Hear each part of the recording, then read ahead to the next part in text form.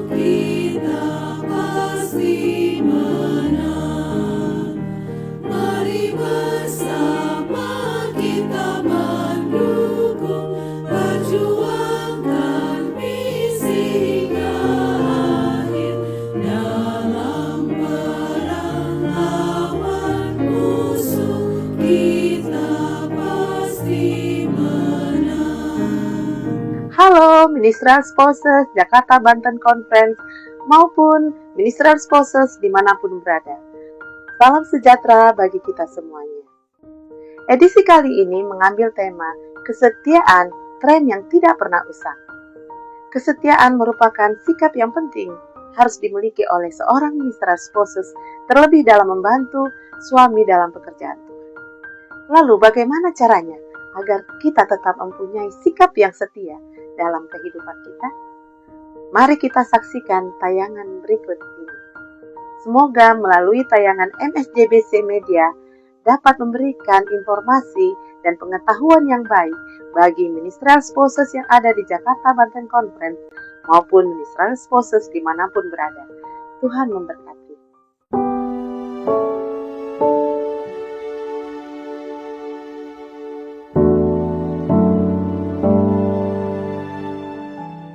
Shalom untuk kita semua. Hari ini kita akan mempelajari firman Tuhan dengan judul Kesetiaan adalah tren yang tak pernah usang.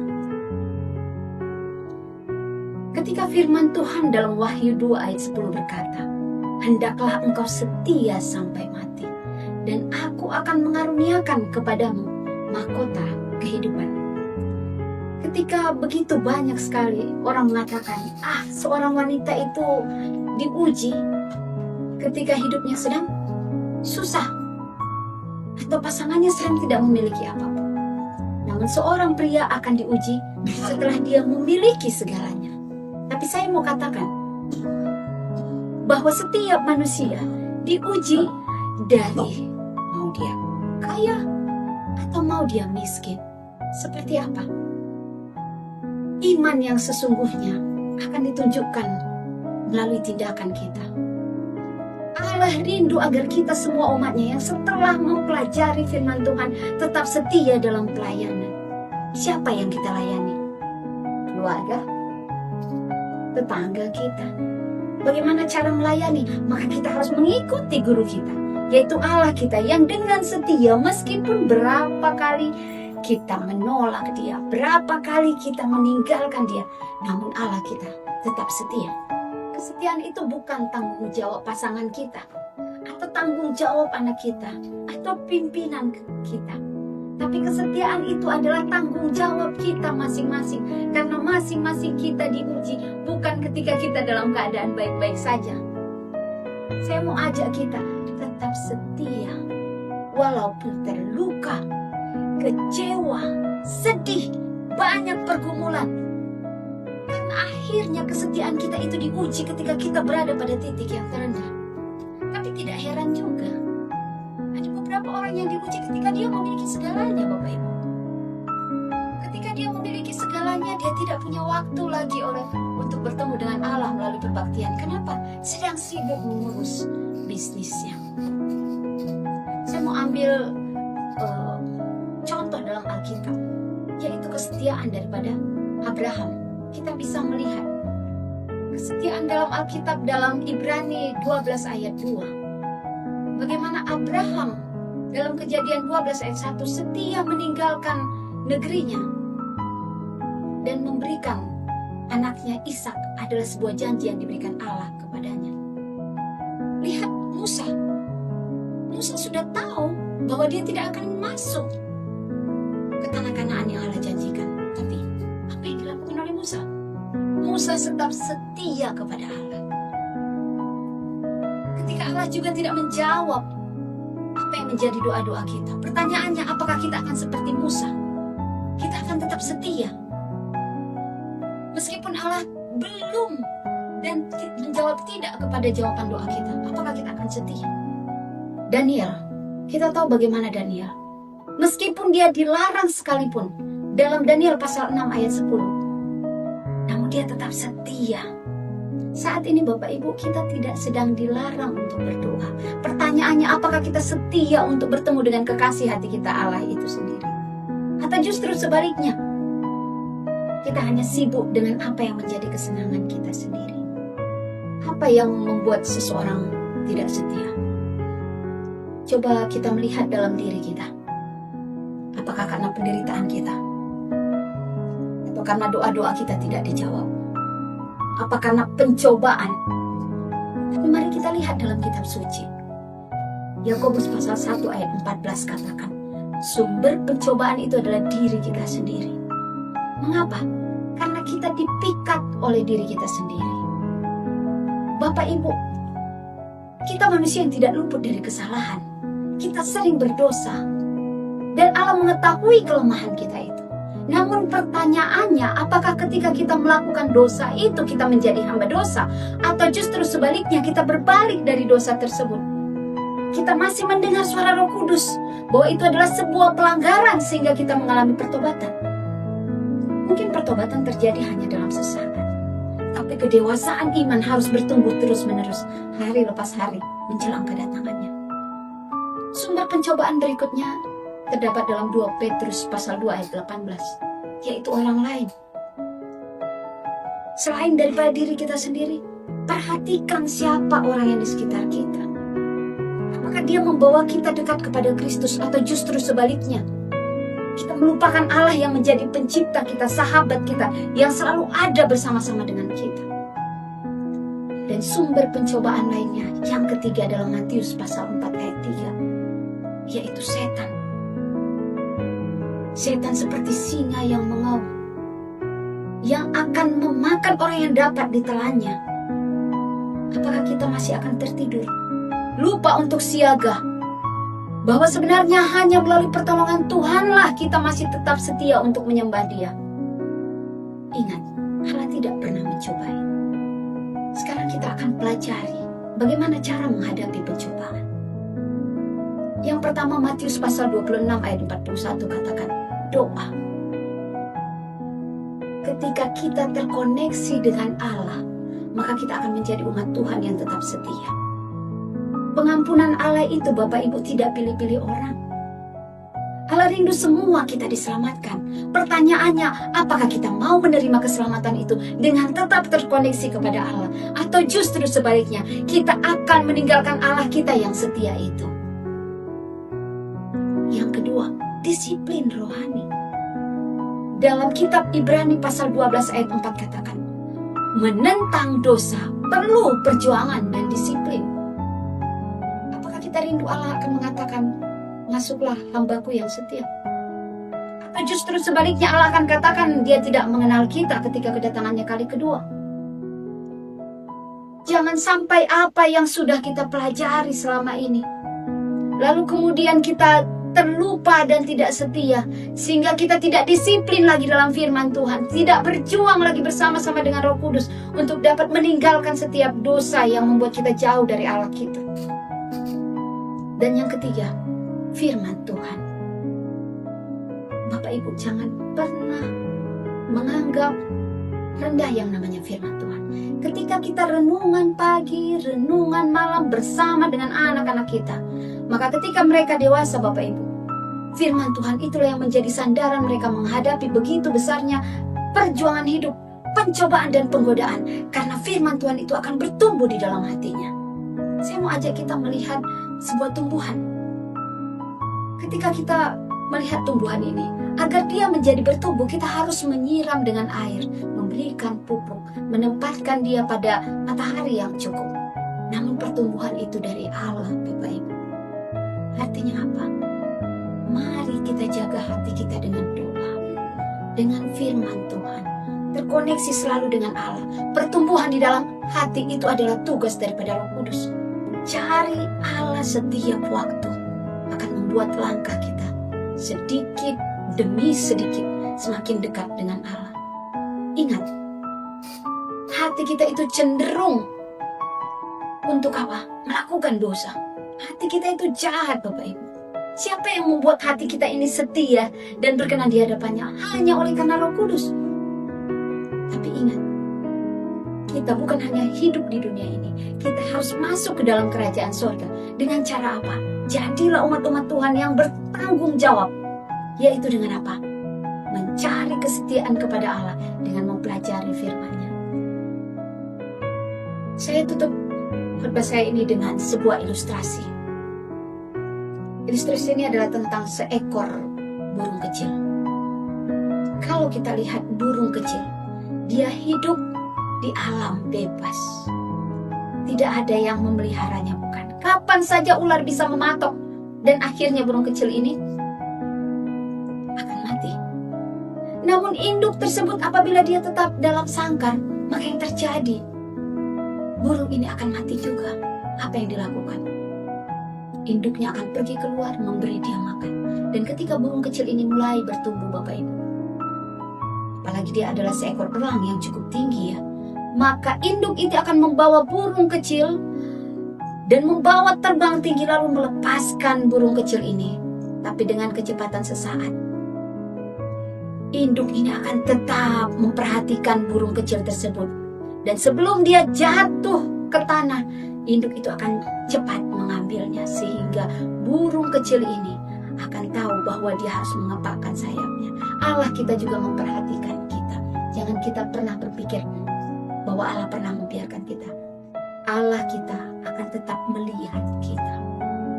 Allah rindu kita bertumbuh. Seperti burung kecil tadi, dia memiliki rasa takut untuk dapat terbang, tapi dia harus bertumbuh. Kita pun mungkin memiliki begitu banyak pencobaan, Bapak Ibu. Begitu banyak godaan, tapi tetaplah setia, bertumbuh di dalam Kristus. Kita bersatu dalam doa. Bapa di sorga, kami sudah mempelajari firman-Mu. Ajar kami tetap setia, Bapa. Bukan karena hebat dan kekuatan kami, hanyalah oleh karena pemenuhan Roh Kudus-Mu, Bapa. Sehingga kami dapat bertumbuh menjadi umat-umat Tuhan yang setia hari lepas hari. Terima kasih Bapa yang Maha Baik. Di dalam nama Yesus kami berdoa dan mengucap syukur. Amin.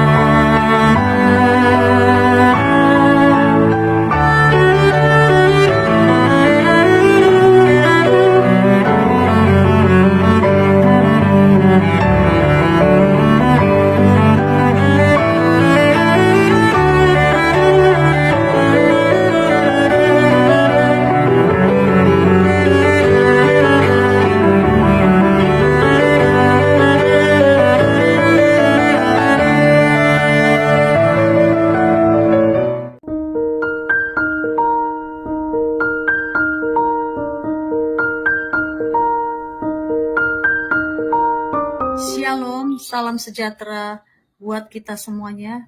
khususnya Ministerial Spouses yang saya kasihi. Perkenalkan, nama saya Herbina Malau, bapak saya JH Malau, dan ibu saya El Borusihotam. Saya anak keempat dari 8 bersaudara. Pada tahun 1995, saya lulus dari Sekolah Dasar Karawang Wetan 2 Karawang di Jawa Barat. Pada tahun 1998, saya lulus dari SMP Negeri 1 Karawang, Jawa Barat. Dan tahun 2001, saya lulus dari SMU Advent Jalan Nias Ujung. Setelah saya lulus dari SMU Advent, saya kuliah mengambil jurusan hukum selama 1 tahun. Karena saya tidak suka jurusan hukum, maka saya memutuskan untuk berhenti dan saya bekerja di salah satu perusahaan GVC di Karawang sebagai operator. Di tahun 2005, saya melanjutkan kuliah saya di UNAI, mengambil jurusan sastra Inggris. Kemudian saya bertemu jodoh di bulan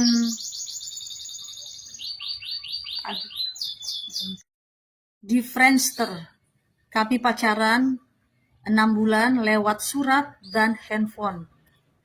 Dan akhirnya tahun 2008, di bulan Mei, saya menikah bersama dengan Pendeta Wendra Situmorang di Gereja Masai Advent Hari ke-7 Jemaat Rantau Perapat.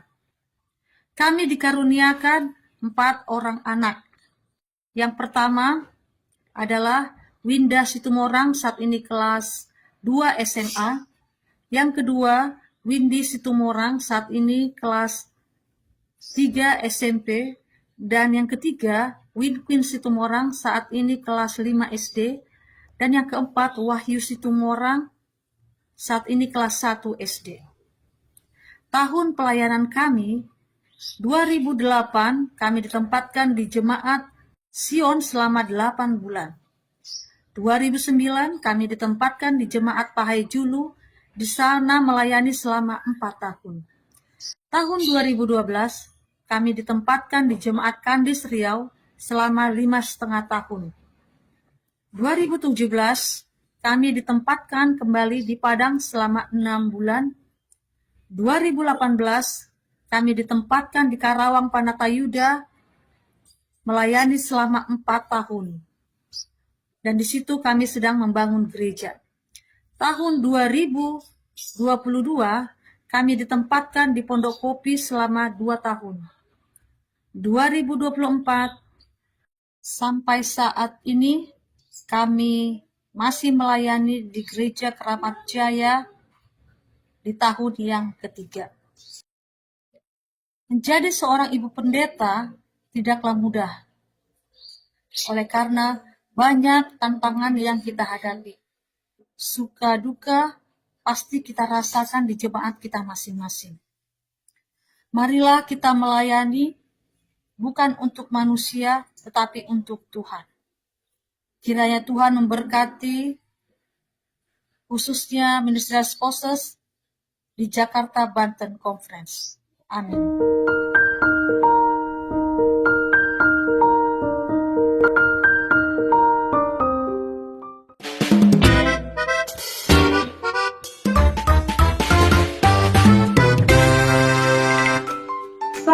Salam sejahtera. Kali ini saya akan membagikan satu tips bagaimana cara membuat eco engine. Yang pertama, kita siapkan wadahnya, dan yang kedua kita siapkan air, dan yang ketiga kita siapkan molase, dan yang terakhir adalah potong-potongan sayur yang kita tidak gunakan lagi, yang seharusnya sudah kita buang tapi kita kumpulkan, dan juga potongan-potongan buah. Dan inilah yang menjadi bahan dasar membuat eco engine. Dan yang pertama caranya adalah kita tuang air sebanyak 6 liter air. Tambahkan air, tuang.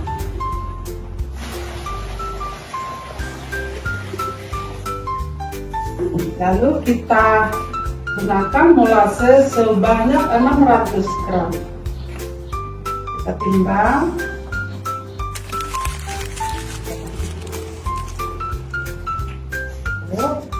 Lalu kita masukkan ke dalam wadah. Lalu kita campur, aduk. Lalu kita masukkan sayuran yang sudah kita cuci dan yang sudah kita potong-potong, dan kita masukkan ke dalam wadah.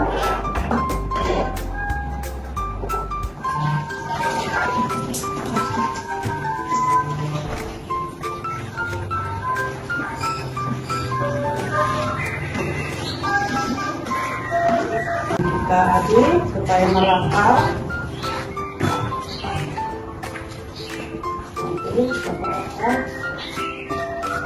Kalau sudah dia ada merata, lalu kita tutup dengan rapat dan sudah masuk ke dalam. Ini sudah jadi dan kita tunggu selama 6 bulan dan dia sudah bisa dipakai. Lalu ini hasilnya sudah jadi. Ada banyak hasilnya. Apa kegunaan Eco Engine? Eco Engine gunanya adalah untuk alat-alat pembersih dalam rumah tangga, untuk baju, untuk pakaian, dan juga untuk lantai, dan juga bisa digunakan untuk obat seperti gatal-gatal, yang bengkak, dan juga untuk merendam kaki ketika kaki kita kram, dan masih banyak kegunaan Eco Engine. Oleh sebab itu, mari para ibu-ibu kita memanfaatkan sisa-sisa dari sayur-sayuran atau potongan-potongan yang kita tidak gunakan lagi, kita gunakan dan kita pakai untuk membuat satu cairan alat-alat bersih yang kita gunakan sehari-hari di dalam rumah tangga kita, yaitu Eco Engine. Terima kasih, Tuhan memberkati.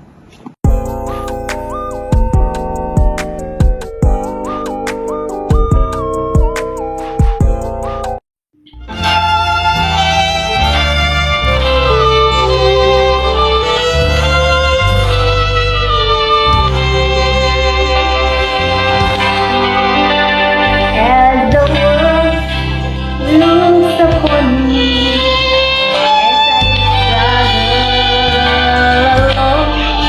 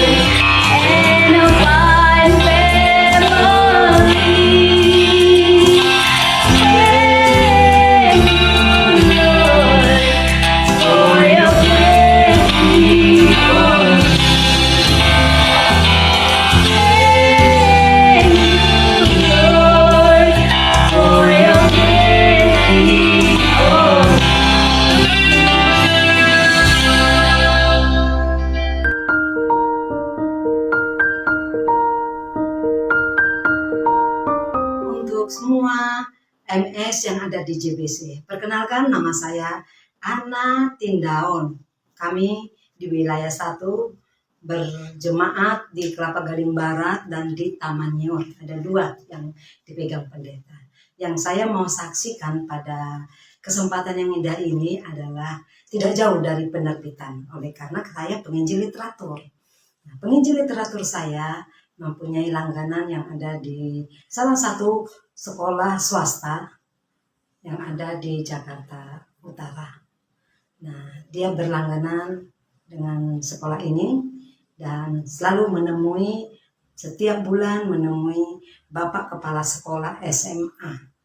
Bapak Kepala Sekolah SMA ini pada waktu pertemuan beberapa kali dia selalu bertanya-tanya, ini Advent agama atau tidak?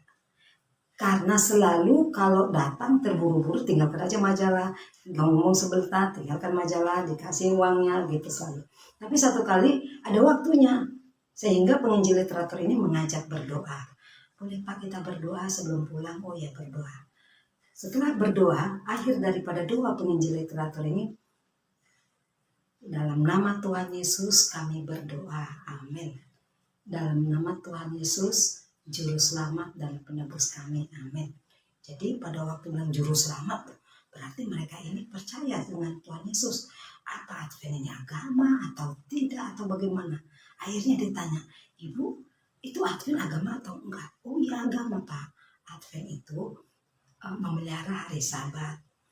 Jadi kalau Bapak mau pengen lebih dalam lagi, kerjaan saya kan penerbitan buku. Kalau Bapak mau ada pendeta. Kebetulan saya memang membawa penginjil literatur ini. Jadi kami sama-sama, tapi saya cuma mendengar respons penginjil literatur ini bagaimana pendekatannya kepada nasabah, saya perhatiin. Dan pada waktu si nasabah ini, Bapak Kepala Sekolah ini mau diajak untuk belajar firman Tuhan oleh pendeta, dibawalah pendeta Tindaon saya membawa, ayo Pak kita di sana ada seorang bapak mau belajar Alkitab. Nah diajar, sudah 2 kali mereka diajar. Jadi Bapak pendeta tekankan, karena kita pengikut Yesus, kita harus ikut teladan Yesus. Teladan Yesus itu kuduskan hari Sabat. Teladan Tuhan Yesus itu dia dibaptis. Langsung daerah. Apa agamanya apa? AKBP. Nah, AKBP apa? Dulu AKBP dibaptis, tapi dipercik. Nah, kalau Tuhan Yesus dibaptis, diselamkan.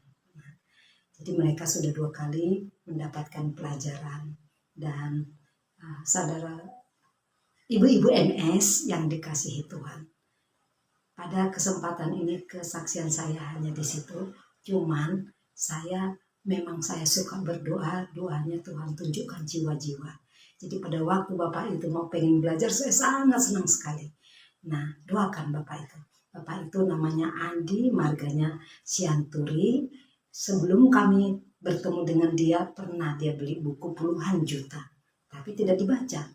Nah, pada waktu penginjil literatur saya ini datang, kami ini datang, dia membaca itu majalah. Jadi tiap bulan 20 majalah. Dan bab yang tertariknya saya kepada Bapak ini, bahwa setiap anak harus membaca majalah ini dan isinya disimpulkan sesuai dengan yang dibacanya. Mengajak anak-anak supaya suka membaca, itu motivasi Bapak Kepala Sekolah ini. Yang saya tertariknya Bapak Kepala Sekolah katanya senang sama semua.